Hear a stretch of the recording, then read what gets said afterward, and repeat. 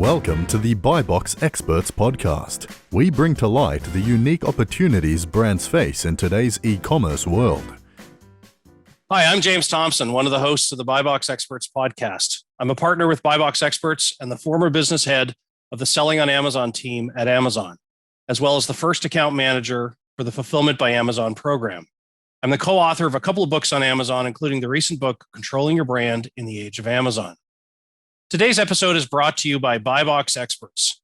BuyBox Experts takes ambitious brands and makes them unbeatable. When you hire BuyBox Experts, you receive the strategy optimization and marketing performance to succeed on Amazon. We also support investors with due diligence services. Go to buyboxexperts.com to learn more. Before I introduce our guest today, I want to send a big shout out to the team at Getida, a global leader in Amazon FBA auditing and reimbursements.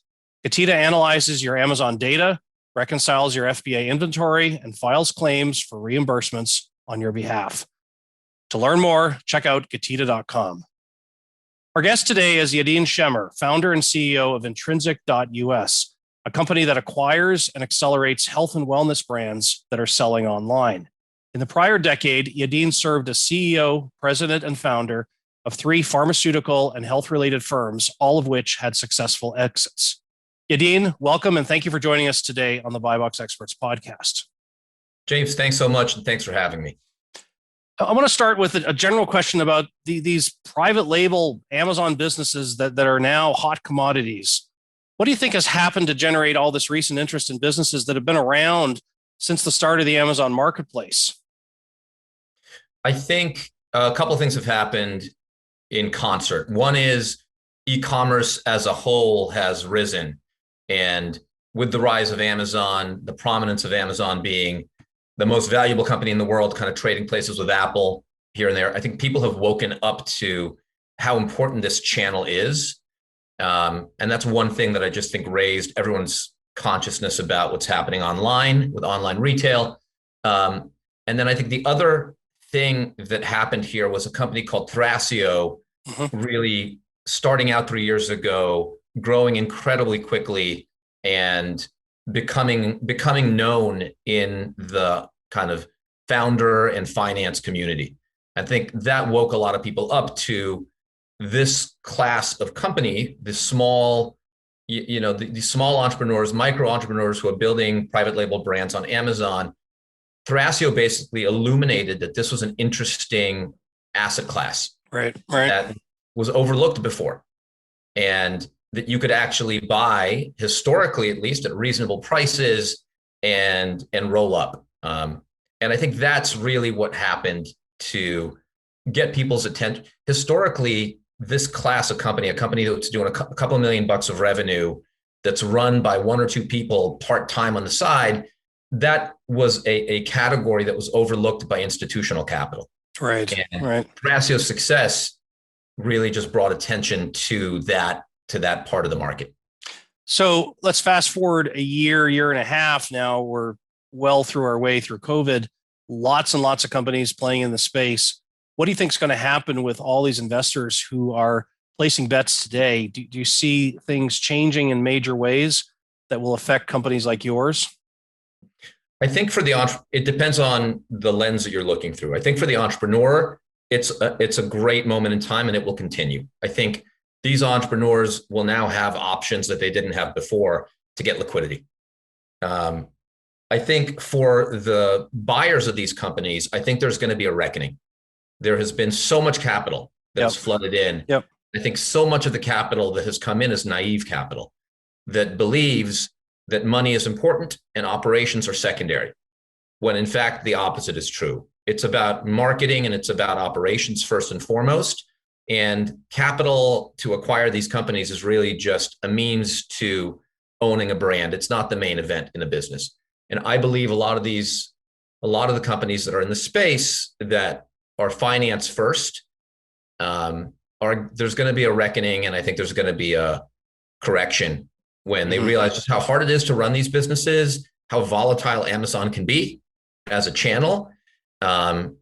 And I think it's going to be a healthy thing for the industry where there's a bit of a correction. As a person who runs an Amazon agency, I can tell you it is hard. It is very hard running the operations day to day of dozens, if not hundreds of brands. And I couldn't agree more with you in terms of people who are used to raising money saying it can't be that hard to get in and manage these businesses. And yet the proof's in the pudding that, you get that crazy seller performance notice, or you get a ticket from Amazon and you don't know what to do with it. If you're not sure what you're doing, you could end up with your whole account being suspended, all because of some small minutia little issue. So Right. let's talk for a few minutes. You've been involved with online businesses for many years. Let me ask you, what has drawn you specifically to this Amazon centric brand space that you're looking at today with Intrinsic? Couple of things. First and foremost, just my experience. I spent the past 15 years in healthcare on the regulated prescription side of the house, for lack of a better description. And in those 15 years, I noticed something that was frustrating to me. I noticed that there were companies that had huge scale, but very low impact on people's health and well-being. Okay. Companies like Everyday Health that I was a part of, companies like WebMD, in many cases, even insurance companies, tens of millions of people that they reached, but very low impact on health. On the other end, you had people with very low scale, but very high impact. That could be anything from your local doctor's office to certain companies that were very successful, like Livongo. There was nothing in the middle where you could have high reach and high impact. And I thought to myself that consumer products could actually do both. You can reach millions of people and you can actually have a profound effect on their health. And that's one of the reasons that I was drawn to the CPG business. Two, I have a kind of David Goliath underdog, love for the underdog. Yeah. And the story of the brands of the future being born online and taking on the incumbents is an attractive story to me. I find that fun and interesting, and I want to be part of that. And then third, from a business model perspective, I thought it was a really interesting model that combines kind of two things into one. It combines a finance business and an M&A engine with an operating business together. Those are hard to find. They fit well with my background, and I just thought this played to my strengths. So from your time working with brands that are growing up on Amazon, tell me a little bit about the kinds of issues that have surprised you the most about these, what I'll call a subculture of entrepreneurs. There's a whole range of issues. I don't think any of them are particularly surprising.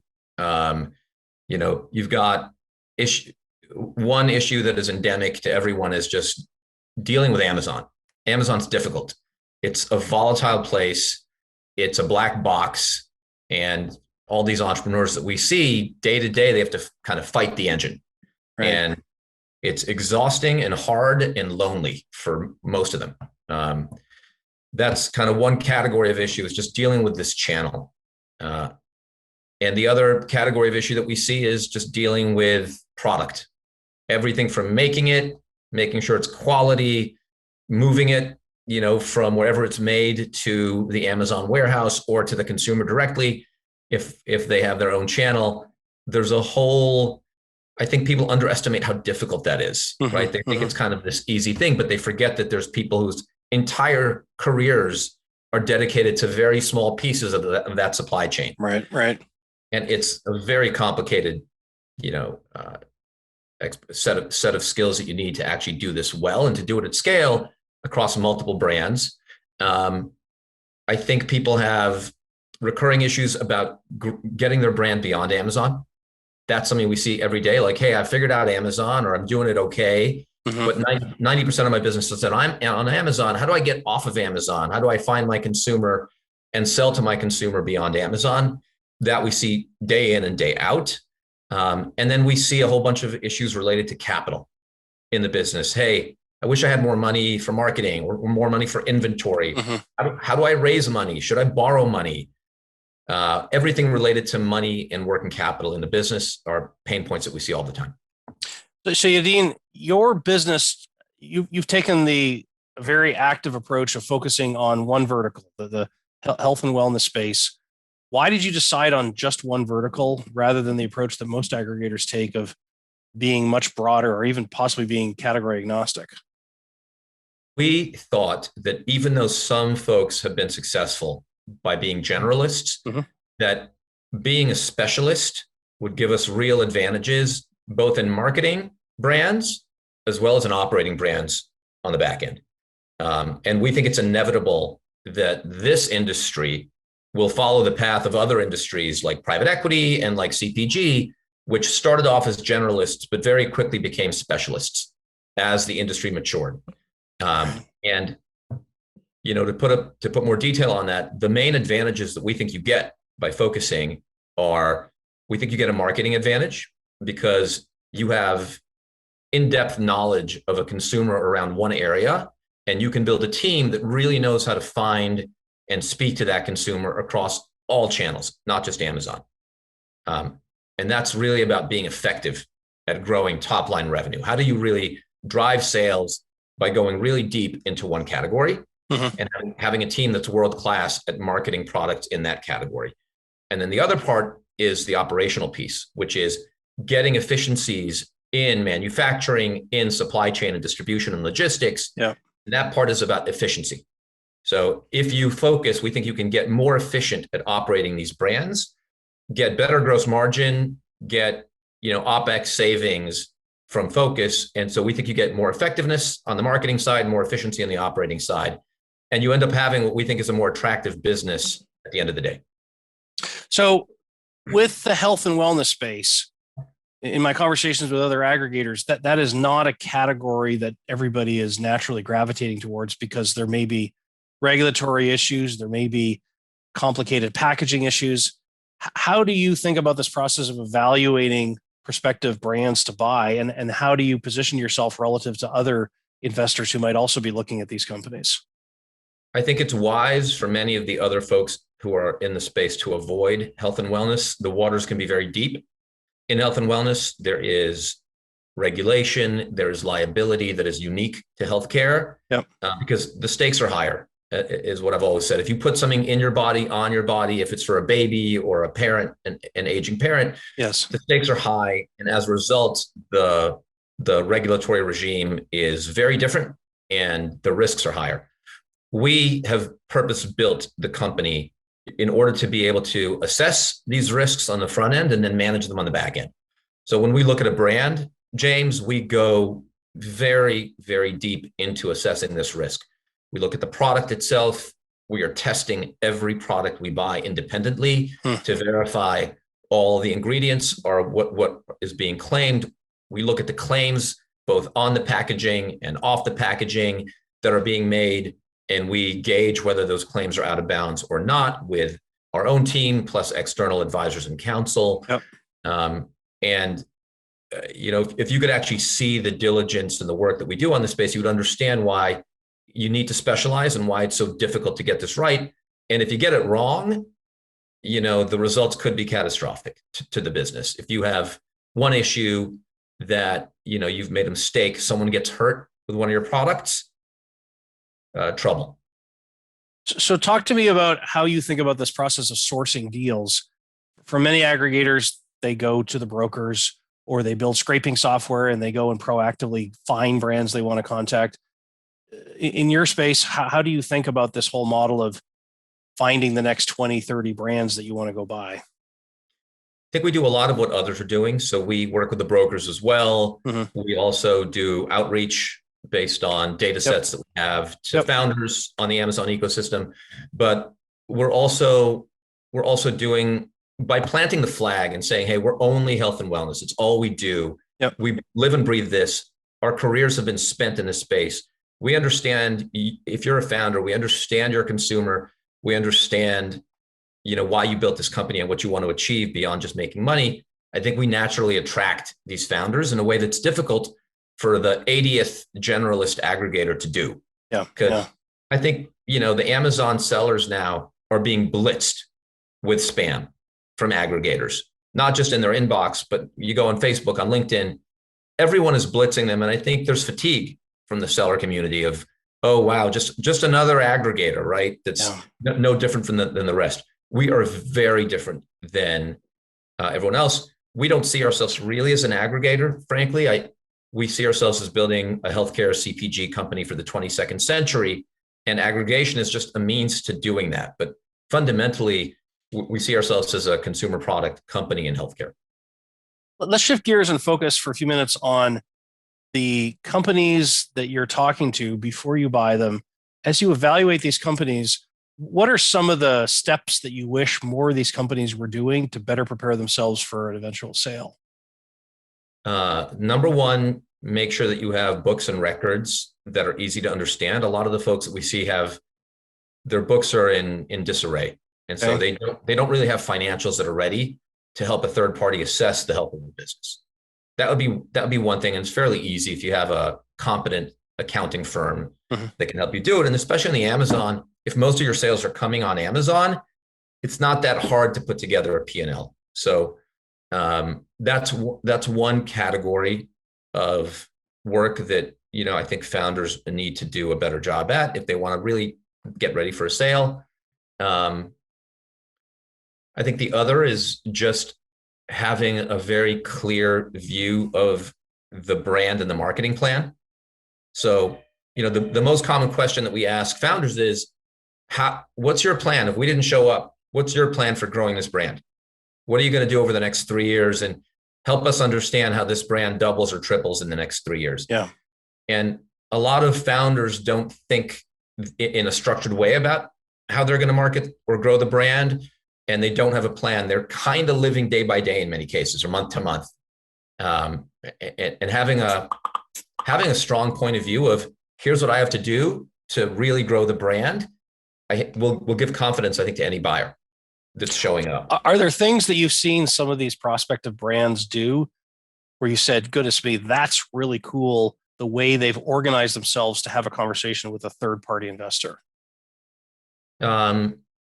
No, there's nothing that I can systematically say that I've seen that's been wow. I think a lot of the folks, it's really just about sophistication of the seller and being organized. So we've seen, we've talked to folks that were all across the spectrum. Some folks are ex-CPG execs that were at P&G for 10 years, left, started the brand.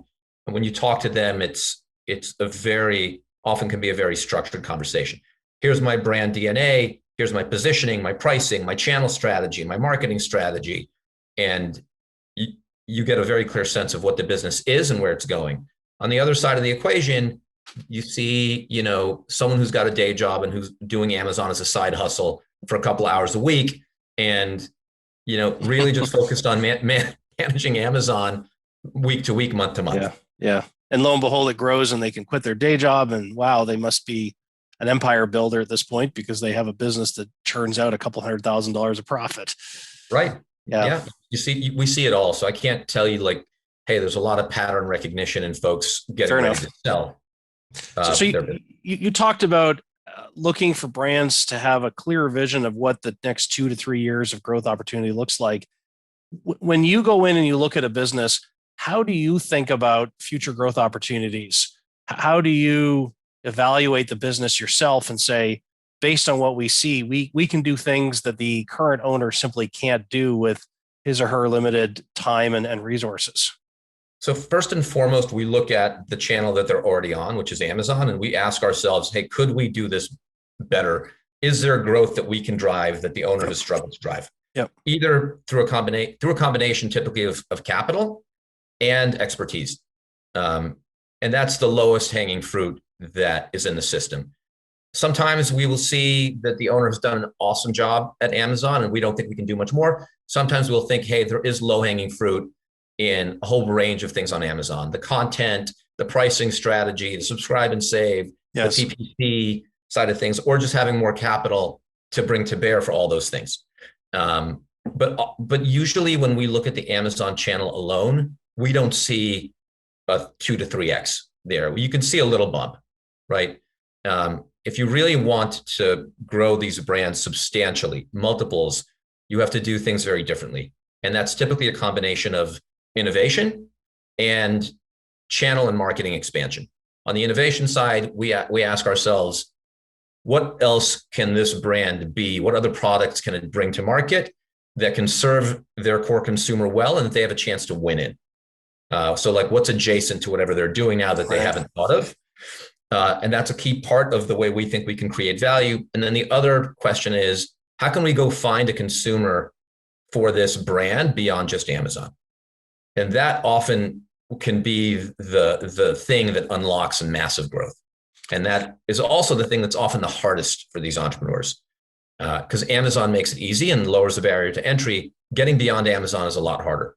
That can mean going international, and that can mean marketing the product beyond just Amazon in other digital ways, plus potentially in offline, either brick and mortar or in the healthcare system proper.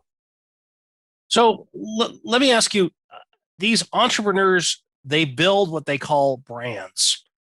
And one could argue what a brand really is when it comes to Amazon. When you're buying a company, you have a vision around what you can do with that brand.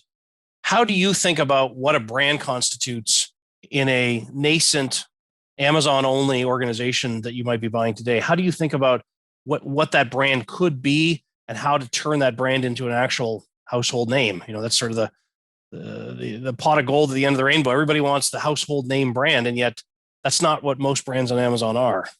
Right. And I think this is an important distinction between what some folks are doing and what we're doing. I think what some folks are doing, which was started by Thrasio, is saying, listen, brand doesn't really matter so much anymore. What matters is your real estate on Amazon. And if I can buy that real estate at a decent price, I have a good business. And it's almost like Amazon has deprecated the value of brand, because what matters is the rank on the marketplace against a set of keywords. Some folks have done well with that strategy. We think brand does matter. And we think that Amazon can be an interesting nursery for brands, where you can grow a business on Amazon. You can slowly start to build the beginnings of brand DNA, which you can then take and move beyond. And so I think, James, your question is, what do we look for when we're looking at these brands for something that we can actually make a household name? What has enough aspects to being on its way to becoming a real brand for you to get excited and say, we can take XYZ name and XYZ brand promises and actually convert that into something that is much larger, much more meaningful for more customers? I think there's a couple elements to it. One is that you have a product the product itself has some sort of differentiation. It's not just a complete commodity me too. Yes, you can create a brand off of commodity products like, Duracell. But when we think about what can really become a brand, what can really win in the marketplace, we want something that's different and unique. Two is we want a product that obviously has satisfied customers and ideally raving fans. Tony Robbins is one of my investors and advisors. We're honored to have him. He speaks a lot about this concept: is look for companies that have raving fans and not just, consumers. So we're looking for brands that have really wowed a consumer. And so let me interrupt you and ask you, how do you wow a customer on Amazon? You do a good job. The product does a good job and does what it says it's going to do. And you end up seeing that reflected back in the ratings and reviews. You can see brands that have, even within a specific category or a specific keyword, even, you can look at brands and you can see a very wide difference in the ratings. Some will have a 4.8, some will have a 3.5. Mm-hmm. Why? It's all about, are you satisfying the customer? Are you meeting the need? Are you keeping your promises? And so we're looking for brands that can deliver or exceed the promise to the consumer. And that tells you that a brand has what it takes to go out and become a household name. And then, the third thing that we look for, I think, is evidence both on Amazon and off Amazon of excitement and recognition of that brand. What are the leading indicators that something has the potential to go and be a big brand? Well, are people searching for it by name? Are people talking about it off of Amazon and other social channels? Are people sharing? Does it have a lot of repeat purchase behavior? All these things are signals that a customer is not just loyal to Amazon and going to buy whatever Amazon ranks first that day, but people are starting to become loyal and discuss that brand itself. So I want to come back to the category you're in. for the many years that I've worked with private label brands and their owners, the owners will say, oh, I can go, whether it's a generic product or not, I can go find somebody who will make this product for me. And, I'll test it and make sure it looks good. That's very, very different when we're talking about active ingredients and products. And all of a sudden you need a chemistry degree, or you need to have somebody who knows how to test for the efficacy of product. How do you verify that the types of business owners you're dealing with actually know how to look at the chemistry itself to verify not just that the product does what it does, but that you've got just enough amount of the active ingredient versus we need to tweak it a little bit? The typical side hustle entrepreneur on Amazon has no clue how to deal with all of the ingredient components. And so you're looking at a slightly different type of person, I would imagine, who's building these types of brands. You are. And it's one of the things that makes our category different. And it's one of the reasons that we thought focusing matters. In our category, we will often see doctors who are building these brands. And these are docs that are either actively practicing and running an Amazon business on the side, or they've stopped practicing because the business has gotten so big. And we love those setups because you have a physician who's been treating patients, who's seen an issue in their daily practice. Patients are not being well managed by the existing products out there. Could be prescription products, could be OTC or CPG products. And the doctor says to themselves, I'm going to go out and build a better version of this. And that's one of our favorite scenarios.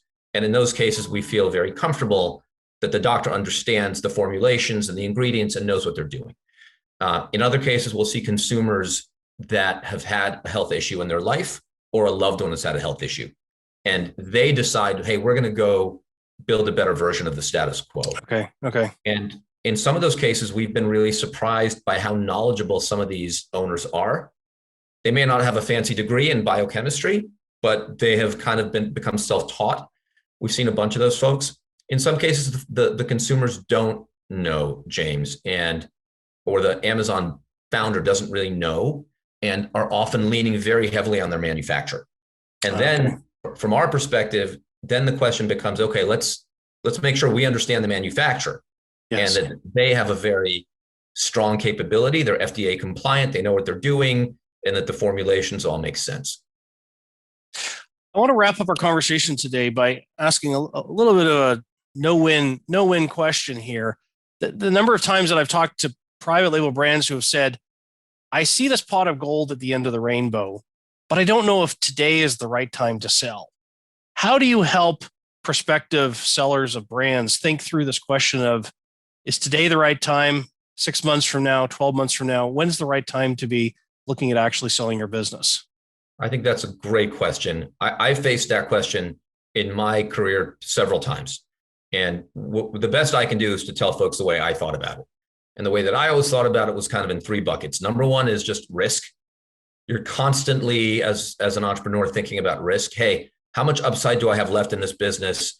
What's the downside? Could I wake up tomorrow and have my product, fall in rank on Amazon from 1 to 4, and trying to weigh the upside against the downside? That's one component of it. Two is opportunity cost. Hey, I'm running this business now, but I could be doing this other thing over here that I think could be a huge winner, right? And we see a lot of surprising amount of Amazon entrepreneurs that don't just have one business. They've got a couple of things going on. You're probably laughing because you know what I'm talking about, but these folks are always thinking also about opportunity cost. They're like, yeah, I got a business. It's ticking away. It's doing, a couple $100,000 a year, but I've got this other brand that I'm thinking about that I think could be massive, and I'm going to go do that. Actually, Yadin, I'm going to sell you my business. You're going to give me some millions of dollars. That's going to be seed money for me to go build 3 more businesses. Thank you very much. Exactly. We see that surprisingly often. Yeah. Because entrepreneurs, just by their very nature, they have that DNA. And so they're constantly seeing opportunity. And then I think the third thing is fun. Like, you wake up every day doing this business, whether it's full-time or part-time. If it's a grind and if it's no longer exciting and you kind of don't like it, maybe it's time to move on. Those are really the 3 things that I think people need to balance and assess when it's time to sell. We like to think that we're pretty flexible. So if you show up to us and you say, hey, I've got this brand, I think it can be big, but it's not fun anymore, and I got some other things I want to go do, We can either buy the brand outright and give you an earnout on the future so you can share in the upside, or we can look to buy a piece of the business and help you run it and grow it if you don't think that you can do it yourself. Yadin, I want to thank you for joining us today on the BuyBox Experts podcast. For those of you interested in learning more about Intrinsic, please visit intrinsic.us. Join us again next time on the BuyBox Experts podcast. Today's episode is brought to you by Getida. Getida is a global leader in Amazon FBA auditing and reimbursements. Getida analyzes your Amazon data, reconciles your FBA inventory, and files claims for reimbursements on your behalf. No obligations, no hidden fees, just Getida recovering your money. Getida helps you get your money back into your pockets so you can focus on investing in more inventory and growing your business. To learn more, check out Getida.com. That's GETIDA.com. Thanks for listening to the BuyBox Experts podcast. Be sure to click subscribe, check us out on the web, and we'll see you next time.